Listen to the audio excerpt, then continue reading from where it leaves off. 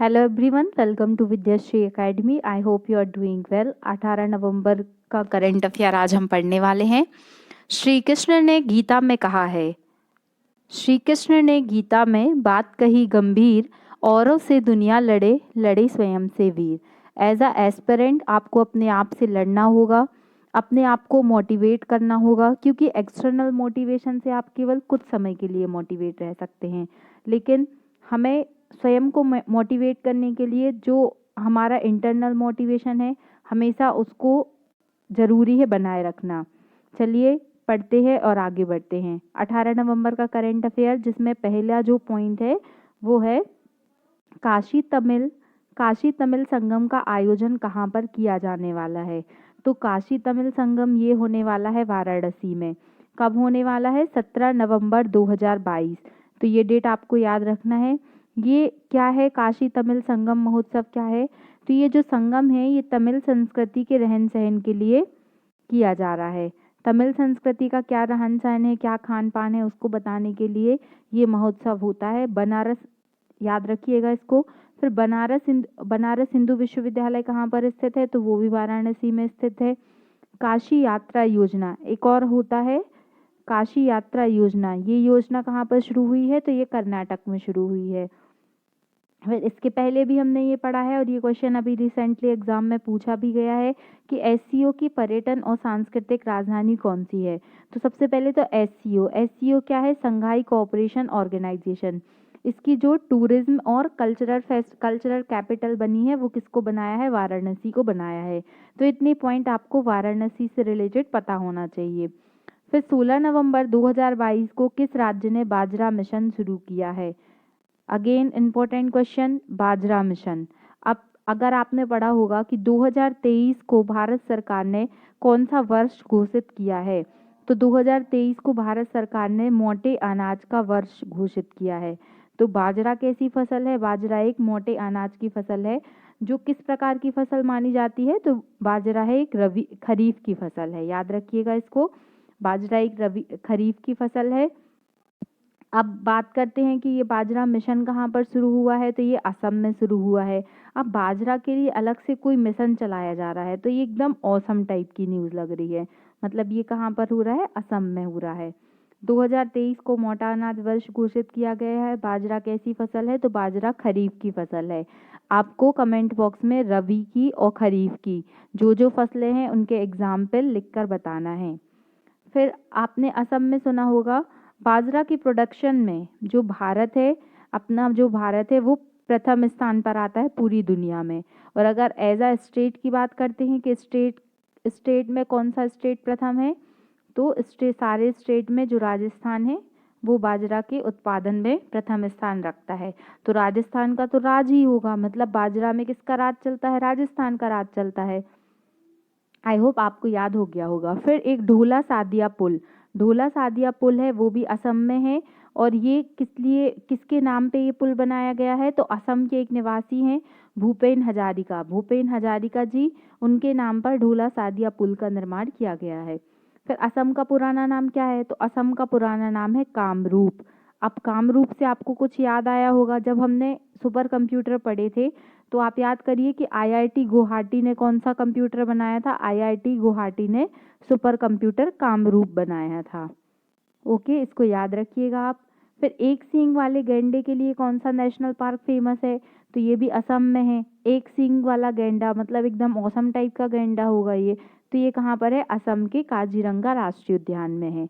और अभी 2 national park नए बने हैं, इसका नाम क्या है? दिहंग पटकई, और दूसरे का नाम है रायमोना नेशनल पार्क। ये दोनों नेशनल पार्क भी कहाँ स्थित हैं? ये असम में स्थित हैं। तो अब यदि असम से कोई स्टैटिक फैक्ट भी आपसे पूछा जाएगा तो आपसे डेफिनेटली बन जाएगा। जो थर्ड न्यूज़ है वो भी हम पहले पढ़ चुके हैं, उसी से रिलेटेड है। एथलीट कमीशन में चुने जाने वाले जो व्यक्ति हैं, जिन खिलाड़ी हैं, उनका नाम क्या है? शरद कमल। तो शरद कमल को अंतर्राष्ट्रीय टेबल टेनिस महासंघ ने एथलीट पैनल में चुना गया है। मतलब क्वेश्चन ऐसा बनेगा कि अंतर्राष्ट्रीय टेबल टेनिस महासंघ में एथलीट कमीशन में चुने जाने वाले एकमात्र टेबल टेनिस खिलाड़ी का क्या नाम है? आंसर है शरद कमल। शरद कमल क्यों फेमस रहे? क्योंकि इन्होंने क्या किया था? शरद कमल कॉमनवेल्थ में सर्वाधिक गोल्ड मेडल लाने वाले व्यक्ति थे। मतलब ऐसे खिलाड़ी जो कॉमनवेल्थ में सर्वाधिक गोल्ड मेडल लेके आए, उनका क्या नाम था? उनका नाम था शरद कमल। फिर 2 दिन पहले ही हमने पढ़ा था मेजर ध्यानचंद पुरस्कार। जो मेजर ध्यानचंद पुरस्कार है वो खेल का सबसे बड़ा पुरस्कार है। मेजर ध्यानचंद पुरस्कार का इसके पहले क्या नाम था? तो इस पुरस्कार का पहले नाम था राजीव गांधी पुरस्कार। राजीव गांधी का पुरस्कार नाम बदलकर जो पुरस्कार मिलता था उसका किसके नाम पर किया गया है? तो महान खिलाड़ी मेजर ध्यानचंद जी के नाम पर इस पुरस्कार का नाम कर दिया गया है। अब इसमें कितना लाख रुपए मिलता है? तो 25 लाख रुपए मिलता है। और ये 2022 के लिए किसको मिलने वाला है? तो 2022 में केवल एक खिलाड़ी हैं जिनका क्या नाम है? शरद कमल। शरद कमल का संबंध किस किस खेल से है? तो ये टेबल टेनिस के खिलाड़ी हैं। और याद रखिएगा कि कॉमनवेल्थ जो हुए थे 2022 वाले, उसमें सर्वाधिक मेडल लाने वाले कौन से खिलाड़ी थे? शरद कमल थे। आई होप आपको ये याद हो जाएगा। फिर डायमंड लुसाने लीग और विश्व एथलेट चैंपियनशिप, ये जो दोनों चैंपियनशिप हैं ये किसने जीती हैं? ये नीरज चोपड़ा ने जीती हैं। नीरज चोपड़ा का संबंध किस खेल से है? तो नीरज चोपड़ा क्या है? एक भाला फेंक के खिलाड़ी हैं। फिर इसके बाद में कॉमनवेल्थ गेम्स 2022 का जो समापन समारोह हुआ था उसमें जो ध्वजवाहक थे वो कौन थे? वो भी शरद कमल थे। तो इसलिए भी ये वाला फैक्ट भी याद रखना है। फिर नेक्स्ट क्वेश्चन है कि 17 नवंबर 2022 को मेटा इंडिया का उपाध्यक्ष किसे नियुक्त किया गया है? तो आपको पता होगा कि फेसबुक का नाम बदलकर क्या कर दिया गया है? फेसबुक का नाम बदलकर मेटा किया गया है। तो मेटा इंडिया, अब मेटा इंडिया में उपाध्यक्ष का पद किसने ग्रहण किया है? तो उनका नाम है संध्या देवनाथन। संध्या देवनाथन कौन है? मेटा इंडिया फेसबुक के उपाध्यक्ष हैं। फिर कुछ नई नियुक्तियां जो अभी अभी हुई हैं, तो भारत के नए अटॉर्नी जनरल ऑफ इंडिया कौन बना है? डॉक्टर वेंकट रमनी। डॉक्टर वेंकट रमनी जो है वो अटॉर्नी जनरल ऑफ इंडिया हैं। ये भारत सरकार के प्रथम विधि वक्ता कहे जाते हैं, मतलब जो फर्स्ट वकील हैं। मतलब यदि सरकार की तरफ से कोई केस लड़ा जाएगा तो वो कौन लड़ता है? वो महान्यायवादी लड़ते हैं। तो महान्यायवादी का अटॉर्नी जनरल का आर्टिकल कौन सा है? आर्टिकल नंबर 76 को याद रखिएगा। और ये कौन है? आर वेंकट रमनी।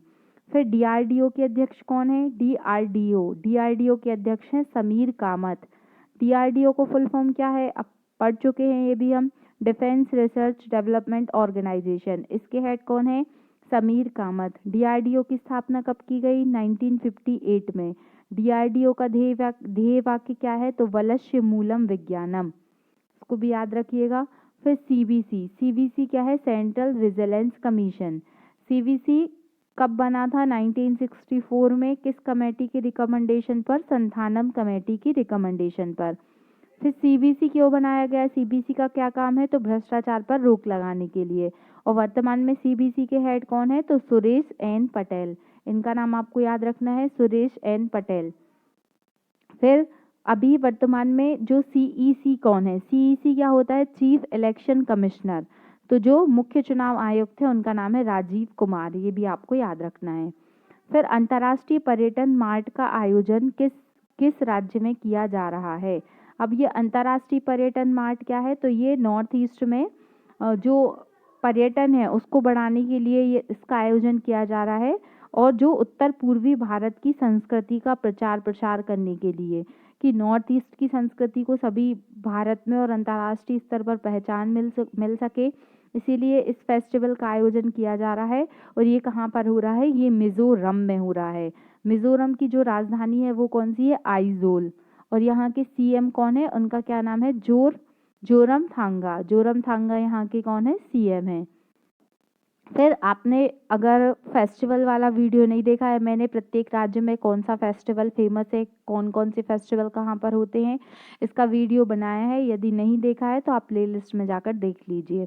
फिर चपचारकूट एक और त्योहार होता है यहाँ पर, जिसे बांस नृत्य भी कहा जाता है। तो मिजोरम, अगर कोई मजे में रम कर क्या कर रहा है? कोई कूट रहा है, कोई व्यक्ति कुट रहा है, और अगर एकदम हम मजे में एकदम रम कर क्या कर रहे हैं? मजे ले रहे हैं, तो चपचारकूट। ऐसे कुछ याद कर लीजिए आप कि चपचारकूट कहाँ होता है? मिजोरम में होता है। और इसी को बांस नृत्य भी कहा जाता है। तो कोई अगर किसी को मारेगा या कूटेगा तो ऐसे ही थोड़ी ना मारेगा, बांस के डंडे से मारेगा। तो अब आपको याद रहेगा कि जब चार कूट बांस नृत्य भी कहलाता है। फिर एक बहुत ही फेमस खिलाड़ी है कॉमनवेल्थ गेम्स में जिन्होंने वेट लिफ्टिंग में गोल्ड मेडल लेकर आए थे, उनका नाम है जेरेमी लाल निरुंगा। अब इनका नाम हम यहाँ पर क्यों पढ़ रहे हैं, क्योंकि इनका संबंध आइजोल से है, इसलिए याद रखिएगा कि जेरेमी लाल निरुंगा जो हैं वो वेट लिफ्टर हैं और ये कॉमनवेल्थ में गोल्ड मेडल लेकर आए थे। फिर एक त्योहार होता है लोसांग त्योहार। लोसांग त्योहार कहाँ पर होता है, सिक्किम। हमने इसको कैसे याद किया था कि लोसांग, यदि आप कहीं पर भी जाते हैं, मंदिर वगैरह जाते हैं तो बोलते हैं सिक्के रख लेना साथ में देने के लिए या चढ़ाने के लिए। तो लोसांग त्योहार कहाँ पर होता है, सिक्किम में स्थित होता है, सिक्किम में होता है। फिर हॉर्नबिल फेस्टिवल नागालैंड में होता है। ये क्वेश्चन यूपीएससी में आ चुका है, इसको याद रखिएगा। फिर चेरी ब्लॉसम फेस्टिवल कहाँ पर होता है, तो शिलोंग में होता है, ये भी आपको याद रखना है। फिर नेक्स्ट क्वेश्चन है, भारतीय मूल के नोबेल पुरस्कार विजेता ब्रिटेन का इनको ऑर्डर ऑफ मेरिट सम्मान से सम्मानित किया गया है, तो उस व्यक्ति का नाम बताना है कि ऐसे कौन से व्यक्ति हैं जिन्हें भारतीय मूल के नोबेल पुरस्कार विजेता को ब्रिटेन का ऑर्डर ऑफ मेरिट सम्मान मिला है। उनका नाम है वेंकी रामाकृष्णन। अब इनका नाम सुन के ही आपको लग रहा होगा कि इनका संबंध साउथ से है। वेंकी रामाकृष्णन है, इनको 2009 में इन्होंने राइबोसोम के स्ट्रक्चर के बारे में बताया था और इनका संबंध तमिलनाडु से है, लेकिन अब ये ब्रिटेन में रहते हैं, इसीलिए ये भारतीय मूल के हैं। तो इनको क्या मिला था, नोबेल प्राइज़ मिला था। कब मिला था, 2009 में मिला था। किस लिए मिला था, तो इन्होंने स्ट्रक्चर ऑफ राइबोसोम के बारे में बताया था। तो याद रखिएगा इनका नाम क्या है, वेंकी रामाकृष्णन। अब इनके नाम में राम भी है और कृष्ण भी है और बैंक भी है, मतलब आप समझ जाइए कि ये बहुत ही महान होंगे। और इनको क्या बोला गया, मतलब जो राइबोसोम है, राइबोसोम को क्या बोला जाता है, तो प्रोटीन की फैक्ट्री। राइबोसोम को क्या बोला जाता है, प्रोटीन की फैक्ट्री। अच्छा, आप कमेंट बॉक्स में लिखकर बताइए कि स्टडी ऑफ सेल क्या कहलाती है। ये मैंने आपको बताया है। यदि आपने सेल वाला लेक्चर नहीं देखा है तो मैंने कंप्लीट सेल डिफाइन किया है, आप देख लीजिएगा साइंस की प्लेलिस्ट में जाके। स्टडी ऑफ सेल क्या है ये आपको बताना है। सेल की खोज किसने की थी, तो सेल की खोज की थी रॉबर्ट हुक ने। कोशिका की खोज की थी और केंद्रक की खोज की थी रॉबर्ट ब्राउन ने। फिर साहित्य का नोबेल पुरस्कार पाने वाले प्रथम भारतीय व्यक्ति कौन थे, तो साहित्य का नोबेल प्राइज सबसे पहले मिला था रविंद्रनाथ टैगोर जी को, और कब मिला था, 1913 में मिला था। ये भी आपको याद रखना है। फिर पहली बार डिफेंस सर्विसेज स्टाफ कॉलेज के लिए किसे चुना गया, मतलब पहली बार डिफेंस सर्विसेज स्टाफ कॉलेज जो कि कहाँ पर है, तमिलनाडु में है, वहाँ पर 6 महिलाओं का एडमिशन हुआ है। फिर ये क्या इतनी महत्वपूर्ण बात है, तो हाँ, क्योंकि ये जो महिलाएं हैं ये रक्षा की ट्रेनिंग लेंगी और उसके बाद ये बड़े बड़े जो पद होते हैं, जो कर्नल होते हैं, लेफ्टिनेंट जनरल होते हैं, ऐसे पदों पर इनकी नियुक्ति की जा सकेगी। तो याद रखिएगा ये भारत में डिफेंस सर्विसेज स्टाफ कॉलेज कहाँ पर है, तो ये नीलगिरी एक जिला है तमिलनाडु का, वहाँ पर स्थित है। फिर चीफ ऑफ डिफेंस स्टाफ जो सीडीएस होते हैं, आपने जनरल बिपिन रावत जी का नाम सुना होगा, जो इंडिया के फर्स्ट सीडीएस थे जिनका एक प्लेन क्रैश हुआ था जिसमें उनका निधन हो गया था। इसीलिए जो सेकंड सीडीएस ऑफ इंडिया हैं वो कौन बने हैं, अनिल चौहान। इनका नाम याद रखिएगा, यह प्रश्न जरूर पूछा जाएगा। नेक्स्ट क्वेश्चन है कि किसने महिला पेशेवर टेनिस टूर्नामेंट में बिली जीन्स कप जीता है, तो देखिए ये बिली जीन्स